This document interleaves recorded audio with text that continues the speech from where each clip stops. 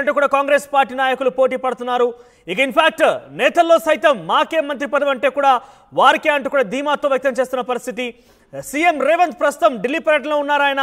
So Delhi పర్యటనలో అధిష్టానంతో భేటీ అయి మంత్రివర్గ విస్తరణ గురించి కూడా మాట్లాడే అవకాశం ఉన్న నేపథ్యంలో కొంత మంత్రివర్గం ఎవరు ఉండబోతున్నారు, మరి 6 స్థానాలు ప్రెసిడెంట్ అయితే ఖాళీగా ఉన్నాయి తెలంగాణ రాష్ట్రంలో. సో ఈ 6 స్థానాల్ని ఎవరితో భర్తీ చేయబోతున్నారని ఒక ఉత్కంఠత కొనసాగుతోంది. ఎక్కడ చూసినా మంత్రివర్గంలో ఎవరున్నారనే ఒక ఉత్కంఠ కొనసాగుతోంది. దీని మీద ప్రస్తుతం ప్రచారం జోరందుకుందని చెప్పాలి. ప్రస్తుతం ఉమ్మడి ఆదిలాబాద్, రంగారెడ్డి, హైదరాబాద్, నిజామాబాద్ జిల్లాలోంచి ఎవరికి కూడా మంత్రివర్గంలో అవకాశం కల్పించలేదు. అయితే ప్రముఖంగా ఈ జిల్లాల పరిధిలో నుంచే నాయకుల్ని మంత్రివర్గంలోకి చోటు కల్పించబోతున్నారు. అయితే ఆదిలాబాద్ నుంచి వడ్మా బొజ్జు, ప్రేమ్సాగర్ రావు, గడ్డం వినోద్, వివేక్ ఇద్దరు నలుగురు కూడా పోటీ పడుతున్నారు. ఇక నిజామాబాద్ నుంచి పొద్దుటూరి సుదర్శన్ రెడ్డి, మదన్ మోహన్ రావు కూడా పోటీ పడుతున్నారు. అయితే ఇన్ఫాక్ట్ ఇటీవల కాలం 2 రోజుల క్రితమే గత ప్రభుత్వంలో స్పీకర్గా పనిచేసినటువంటి పోచారం శ్రీనివాసరెడ్డి కూడా ఆయన కూడా కాంగ్రెస్ పార్టీలో చేరిపోయారు. ఇన్ఫాక్ట్ ఆయనకు కూడా కొంత మంత్రివర్గంలో చోటు ఇస్తారు, లేదంటే అవకాశం కోసం ఆయన పార్టీలోకి వచ్చారు, కాంగ్రెస్ అధికారం ఉంది కాబట్టి అంటూ కూడా ఒక ప్రచారం కూడా జోరందుకుంది. ఇక ముదిరాజ్ సామాజిక వర్గం నుంచి వాకిటి శ్రీహరి లేదా నీలం మధు ఇద్దరిలో ఎవరికో ఒక అవకాశం కల్పించే అవకాశం కనబడుతోంది. ఒకవైపు వాకిటి శ్రీహరి ఇప్పటికే మక్తల్ ఎమ్మెల్యే కొనసాగుతున్నారు. పార్లమెంట్ ఎన్నికల నేపథ్యంలో మెదక్ ఆ ప్రచారంలో భాగంగా రేవంత్ రెడ్డి నేరుగా ముదిరాజ్ సామాజిక వర్గానికి మంత్రివర్గంలో చోటు కల్పించడం కోసం నాది ధీమా అంటూ కూడా ఆయన వ్యక్తపరిచారు, ఆయన ప్రమాణం చేశారు. సో దీంతో ముదిరాజ్కి మంత్రివర్గంలో చోటు కల్పించడం అనేది తథ్యంగా కనబడుతోంది, తప్పకుండా ఇవ్వాల్సిన అవసరం కూడా ఉంది. దీంతో పాటుగా ప్రస్తుతం మక్తల్ ఎమ్మెల్యే వాకిటి శ్రీహరి పేరు తెర మీదకి వస్తోంది. ఒకవేళ అది కనుక సాధ్యం కాకపోయినట్టయితే నీలమ్మరి పేరు తెర మీదకి వస్తోంది. నీలమ్మరికి ఎమ్మెల్సీగా అవకాశం కల్పించి మంత్రివర్గంలోకి తీసుకునేటువంటి పరిస్థితి ఉంది. ఇన్ఫాక్ట్ మెదక్ నుంచి కూడా కొంత కేసీఆర్ ప్రాతినిధ్యం వహించినటువంటి జిల్లా, అంటే ఆయన నేరుగా ఆయన అసెంబ్లీ కూడా ఆ జిల్లా పరిధిలో ఉంది కాబట్టి మెదక్ నుంచి నీలమ్మది కనుక ఉంటే డెఫినెట్గా బీఆర్ఎస్ పార్టీని ఢీకొనొచ్చు. దానికి తోడు బీసీ అనే ఒక సెంటిమెంట్తో నీలమ్మరు చాలా ప్రాచుర్యంలోకి వెళ్ళాడు, తెలంగాణ వ్యాప్తంగా ప్రచారంలో ఉన్నాడు, కొంత ఫెమిలియర్ కాబట్టి ఆయనకు అవకాశం ఇస్తే డెఫినెట్గా బీఆర్ఎస్ని ఢీకొనొచ్చు అనే ఒక అవకాశంలో కూడా కాంగ్రెస్ పార్టీ ప్రభుత్వం ఆలోచిస్తున్నట్టు తెలుస్తోంది. దీనికి తోడు హైదరాబాద్ విషయానికి వస్తే కనుక హైదరాబాద్లో నుంచి ఇతర పార్టీల నుంచి ఇప్పటికే దాన నాగేందర్ ఖైరతాబాద్ నుంచి ఆయన ప్రాతినిధ్యం వహిస్తున్నారు. అయితే హైదరాబాద్ జిల్లాలో నుంచి బీఆర్ఎస్ పార్టీ ఎమ్మెల్యేలు ఎవరైతే తమ పార్టీ వైపు వస్తారో వారికి అవకాశం కల్పించే విధంగా పార్టీ ఆలోచన చేస్తోంది. ఇక ఎస్టీ కోటా నుంచి డోర్నక్కల్ ఎమ్మెల్యే రామచంద్ర నాయక్ పేరు వినబడుతోంది. ఇక మైనార్టీ కోటాలో ఫిరోజ్ ఖాన్ పేరు వినబడుతుంది. ఓవరాల్గా ప్రెసెంట్ ముఖ్యమంత్రి రేవంత్ రెడ్డితో సహా 12 మంది మంత్రివర్గంలో ఉన్నారు. సో ఇంకా 6 స్థానాలు ఖాళీగా ఉన్నాయి. 4 జిల్లాల వారీగా రంగారెడ్డి, హైదరాబాద్, నిజామాబాద్, ఆదిలాబాద్ స్థానాలు ఖాళీగా ఉన్నాయి. దీంట్లో ముదిరాజ్కి తప్పకుండా ఇవ్వాల్సిన పరిస్థితి కూడా ఏకంగా రేవంత్ రెడ్డి హామీ ఇచ్చారు కాబట్టి ఇవ్వాల్సిన వస్తున్నటువంటి నేపథ్యం చూస్తున్నాం.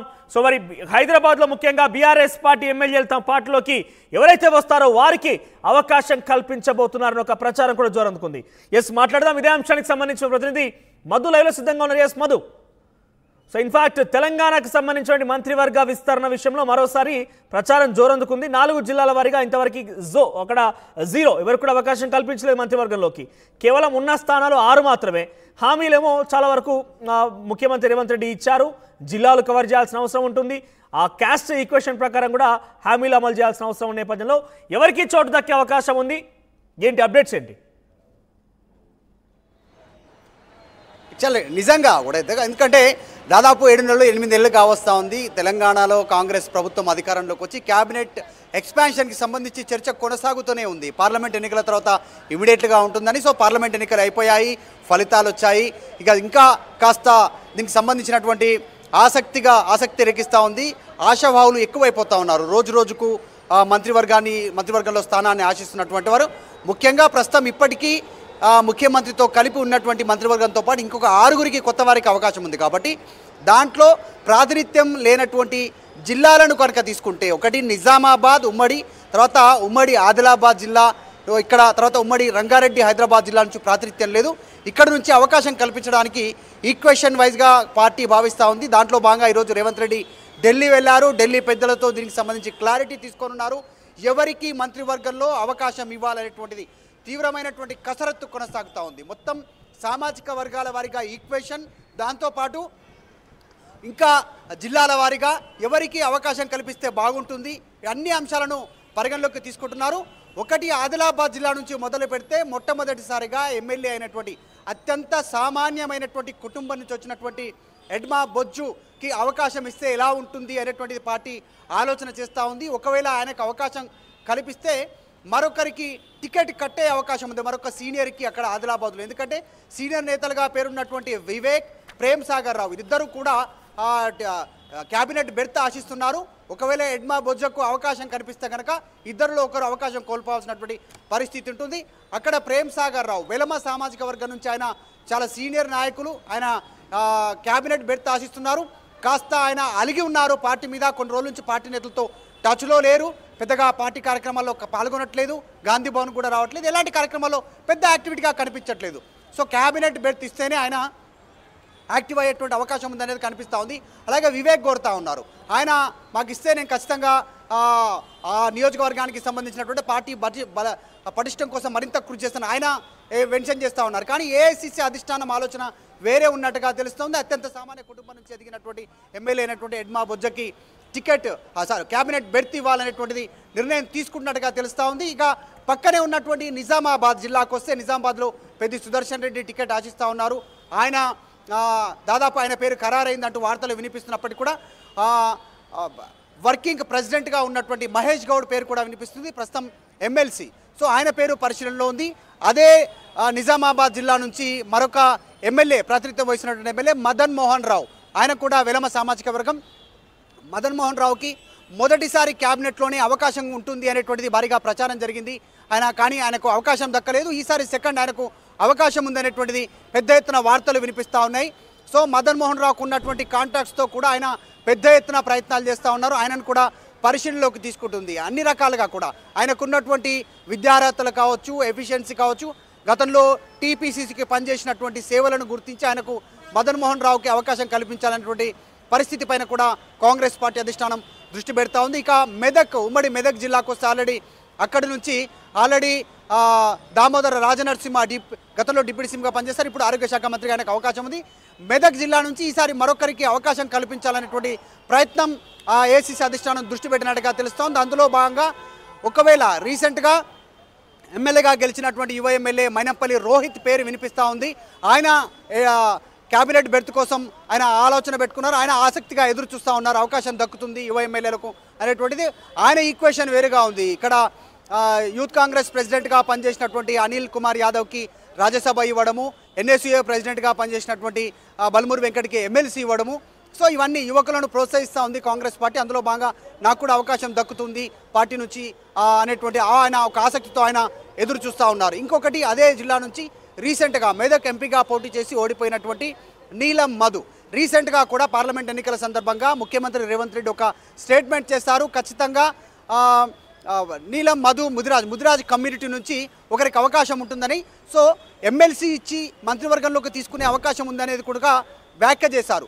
సో ఆ రకంగా స్టేట్మెంట్ చేస్తే నీలం మధుకి ఎమ్మెల్సీ ఇచ్చి ఫ్యూచర్లో ఆయనను క్యాబినెట్ బెర్త్ ఆయనకు ఖరారు చేయడానికి సిద్ధమవుతున్నారు అనేటువంటి ఒక చర్చ పార్టీలో కొనసాగుతుంది. అట్లా కనుక కొనసాగితే నీలం మధు జాక్పాట్ కొట్టేసినట్టుగానే అనేటువంటిది కాంగ్రెస్ పార్టీలో చర్చ జరుగుతుంది. ఎన్నికల ముంగట కాంగ్రెస్ పార్టీలోకి వచ్చారు. అసెంబ్లీ ఎన్నికల ముంగట టికెట్ ఆయన పేరు అనౌన్స్మెంట్ అయింది ఏఐసీసీ నుంచి, తర్వాత టికెట్ కట్ చేశారు. ఆయన పార్టీ మారారు, బీఎస్పీ నుంచి పోటీ చేశారు, ఓటమి చూస్తారు, మళ్ళీ కాంగ్రెస్లో జాయిన్ అయ్యారు. ఎంపీగా అవకాశం ఇచ్చింది కాంగ్రెస్ పార్టీ, ఓటమి చెందారు, టఫ్ ఫైట్ ఇచ్చారు. అక్కడ సెకండ్ పొజిషన్ వచ్చింది మెదక్ జిల్లాలో. టఫ్ ఫైట్ ఇచ్చినప్పటికీ కూడా అంటే షార్ట్ టైంలో వెల్ పర్ఫామ్ చేశాడు అనేటువంటి పార్టీలో చర్చ జరగడంతో ఒకటి ముదిరాజ్ కమ్యూనిటీలో బజ్ ఉన్నటువంటి ఒక క్యాండిడేట్, అంటే ఎక్కువ స్థాయిలో ప్రజాదరణ పొంది అందరికీ రాష్ట్రమంతా తెలిసినటువంటి పేరు నీలం మధు ముదిరాజ్. సో ఆయనకిస్తే ఎలా ఉంటుంది అనేటువంటిది కూడా పార్టీలో చర్చ కొనసాగుతున్నట్టుగా తెలుస్తూ ఉంది. అది కాకుండా ఉమ్మడి పాలమూరు జిల్లా మహబూబ్నగర్ జిల్లా నుంచి మక్తల్ నుంచి గెలిచినటువంటి ఎమ్మెల్యే వాకిటి శ్రీహరి కూడా ముదిరాజ్ కమ్యూనిటీ. సో ఆయనకు క్యాబినెట్ బెర్త్ ఖరారు అనేటువంటి చాలా రోజుల నుంచి చర్చ జరుగుతా ఉంది. ఒకవేళ ఇక్కడ ఈ ప్రభుత్వం కేవలం 12 మంది మాత్రమే ముఖ్యమంత్రి కలిపి మంత్రివర్గంలో ఉన్నారు. ఇంకా చాలా కీలకమైన శాఖలు విద్యాశాఖకు సంబంధించి కావచ్చు, ఇతరత్ర శాఖలకు సంబంధించిన నిర్ణయాలు కూడా కొంత ప్రజల్లో నుంచి వ్యతిరేకత కనబరుస్తున్న నేపథ్యంలో సో ఈ పర్యటన సంబంధించి ఏదైతే హస్తినాపురంలో ప్రస్తుతం రేవంత్ రెడ్డి ఉన్నారో ఒక కొలిక్కి వచ్చే అవకాశం ఉందా? దీంతో మంత్రివర్గానికి సంబంధించి ఒక ఫైనల్ క్లారిటీ వచ్చే అవకాశం ఉందా?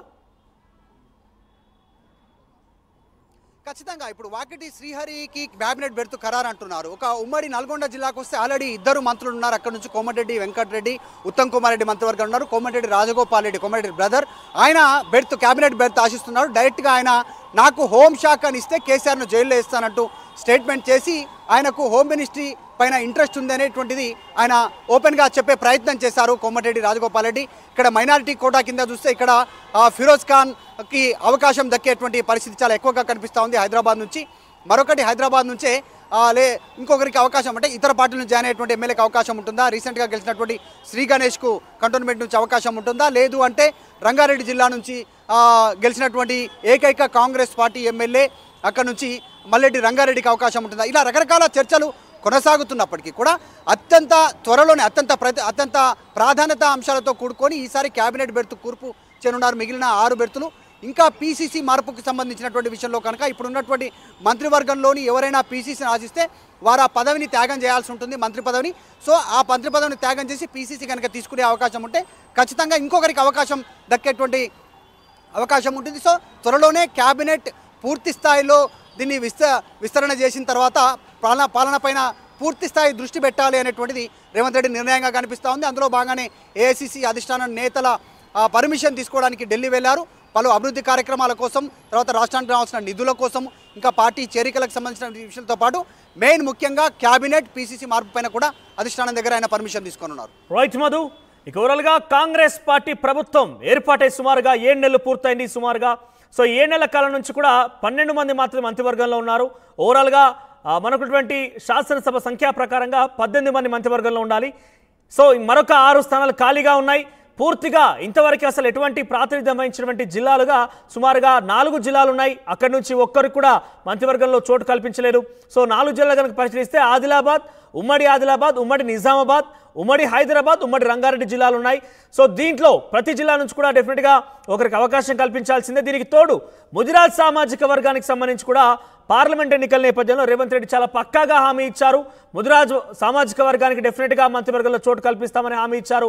సో దాన్ని బట్టి చూస్తే కనుక డెఫినెట్గా ముదిరాజ్ సామాజిక వర్గానికి ఒక మంత్రి పదవి ఖాయంగానే కనబడుతోంది. సో ప్రస్తుతానికి ముదిరాజ్ సామాజిక వర్గం నుంచి ఎమ్మెల్యేగా మక్తల్ నియోజకవర్గం నుంచి వాకిటి శ్రీహరి ప్రాతినిధ్యం వహిస్తున్నారు. అయితే ఇదే ముదిరాజ్ సామాజిక వర్గం నుంచి చాలా ఫెమిలియర్గా అటు బీసీ నాయకుడిగా ముదిరాజ్ సామాజిక వర్గానికి ఫెమిలియర్గా అందరికీ కూడా కొంచెం పాపులర్ అయిన వ్యక్తిగా నీలం మధు ముదిరాజ్ ఉన్నారు. కాబట్టి మక్తల్ కాకుండా నీలం మధు ముదిరాజ్కే ఆయనకే ఎమ్మెల్సీగా అవకాశం కల్పించి మంత్రివర్గంలోకి చోటు కల్పిస్తారా, ఇవన్నీ రకరకాల స్పెక్యులేషన్స్ నడుస్తూ ఉన్నాయి. ఇక్కడ ఉమ్మడి ఆదిలాబాద్ నుంచి వెడ్మా బొజ్జు, తర్వాత ప్రేమ్ సాగర్ రావు, గడ్డం వివేక్, గడ్డం వినోద్ వీళ్ళు పోటీ పడుతున్నారు. ఉమ్మడి నిజామాబాద్ నుంచి మదన్ మోహన్ రావు, తర్వాత సుదర్శన్ ఇద్దరు కూడా పోటీ పడుతున్నారు. ఇన్ఫాక్ట్ ఎమ్మెల్సీగా ప్రాతినిధ్యం వహిస్తున్నటువంటి మహేష్ కుమార్ గౌడ్, ఎమ్మెల్యే కోట ఎమ్మెల్సీగా ఇటీవల గెలుపొందినటువంటి మహేష్ కుమార్ గౌడ్ కూడా అదే నిజామాబాద్ జిల్లాకు సంబంధించిన వ్యక్తే, ఆయన కూడా రేస్లో ఉన్నారు. సో ఇటీవల 2 రోజుల క్రితమే పోచారం శ్రీనివాస్ రెడ్డి కూడా కాంగ్రెస్ పార్టీలో చేరిపోయారు, ఆయన కూడా పోటీ పడుతున్నారు. ఇక హైదరాబాద్ ప్రాంతాన్ని విషయానికి వస్తే కనుక హైదరాబాద్లో ఇప్పటికే దానం నాగేందర్ బీఆర్ఎస్ నుంచి కాంగ్రెస్లో చేరారు. మరికొంతమంది బీఆర్ఎస్ ఎమ్మెల్యేలు ఎవరైతే కాంగ్రెస్ పార్టీలో చేరబోతున్నారో వారి వైపు కాంగ్రెస్ పార్టీ అధిష్టానం చూస్తోంది, కాంగ్రెస్ పార్టీ చూస్తోంది. వారికి మంత్రివర్గంలో చోటు కల్పిస్తామనే ఒక హామీతోని హైదరాబాద్లోని కొంతమంది ఎమ్మెల్యేలు తమ పార్టీలో చేర్చుకునేందుకు ప్రయత్నం కూడా చేస్తున్నట్టు తెలుస్తోంది. సో ఏదేమైనా కూడా ఢిల్లీ పర్యటన ఏదైతే ముఖ్యమంత్రి రేవంత్ రెడ్డి ఇప్పుడు ఢిల్లీ పర్యటనలో ఉన్నారో ఆ పర్యటన ప్రత్యేక ఆకర్షణ చెందుకుందని చెప్పాలి.